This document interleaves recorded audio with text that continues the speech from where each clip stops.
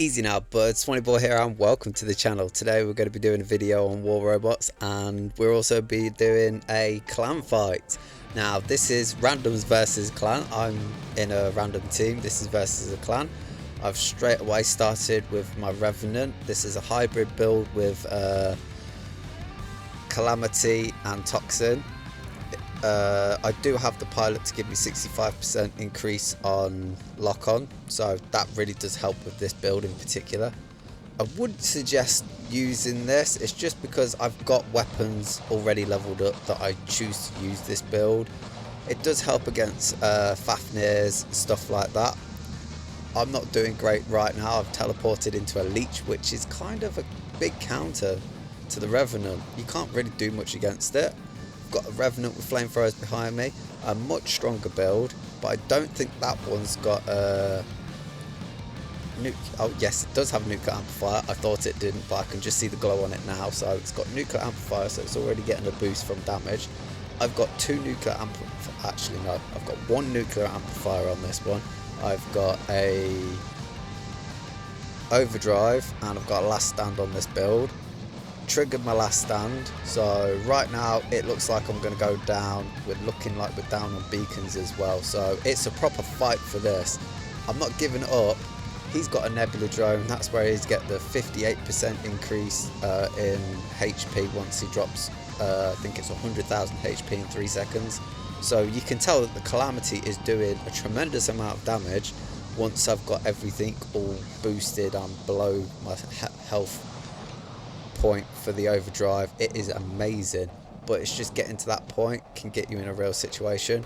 I've decided to drop my Fafner now because of the, I think it's a Havoc Ravener, because the damage that it does, yeah, knocks your HP down. You can't regen it. I thought, well, if I go for a longer range build, I'll be able to stay back, use his abilities up, and he's not going to be able to damage me, and I can take advantage of him. Where I was wrong on this is I should have gone onto that beacon and protected it. Lucky enough, other people in the random team of mine have actually just jumped on him, so to save that beacon. But my fault, I shouldn't have been camping. Not in a clan fight, you should never really do that, to be fair. It's get in there and get your damage in, just in case it might be a lose, might be a win. Now it's not looking great right now. My accumulator's at 76, which is amazing. I do have two nuclear amplifiers on this one. One is level 6 and one is level 1, because you don't actually need two level 6s to get the benefit from it. You only need one level 6 where you'll get your 1% from it, and then the level 1 will give you double the speed that it increases. So this is a really cheap way to get really good damage out of your robots. I say it's cheap way. If you've already got your last stands and you've got a nuclear amplifier, level them up. But if you get a second one and you've already got the rest on your robots, don't level them up anymore. There's no point in it. It makes no difference. And I've seen plenty of YouTubers have two level 6s when it's not necessary at all. It's just a waste of like 200 million silver, which could be a weapon that's to level 12. So it's just a little bit of advice there. As you can tell, we're running down on beacons, so I've gone for their home beacon. I'm just trying to pull them away from the other beacons so my team can get in there. I don't mind losing this Fafnir at this point. It's already done its job. I've helped my team out. It's got a bit of damage in. Now we need those beacons. We need to hold them down. I think that one behind there is a Hawk. So I'm doing pretty good damage here. I've used my ability. He's looked away from me, so I'll go to fly straight into his laser beam to get that damage, so it accumulates my laser a little bit stronger. I don't think I caught much of it, so it's not immense. Right now we've got I don't know what that Titan's called. I haven't got a clue. I keep on saying it keeps on coming up in most of my videos and I still don't know what that Titan is. It really bugs me. I know it begins with an M. I don't know. I'm using my Fenrir build. Like if you've seen my last two videos, you know this is my favourite build, my favourite robot right now that I'm using. It's got the Punisher, it's got the Igniter on it. My screen's just gone blank. There you go, it's come up again. Where was I? Yes, I'm using the paralyzing drone, and I've also got a suppression chip on it, so double paralyze chips on it in theory if you're using this drone. You've got two on heal extra damage chips that are gold as well, so I'm getting 70% more damage.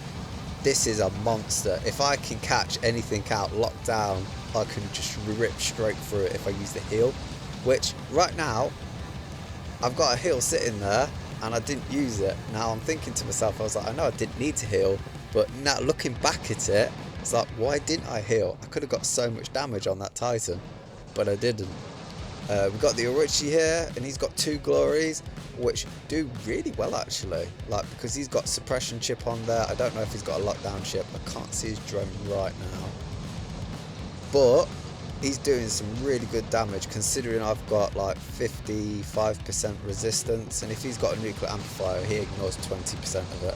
I knocked him down to last stand while I was suppressed, so that's like just shows you the kind of power that this build particularly has.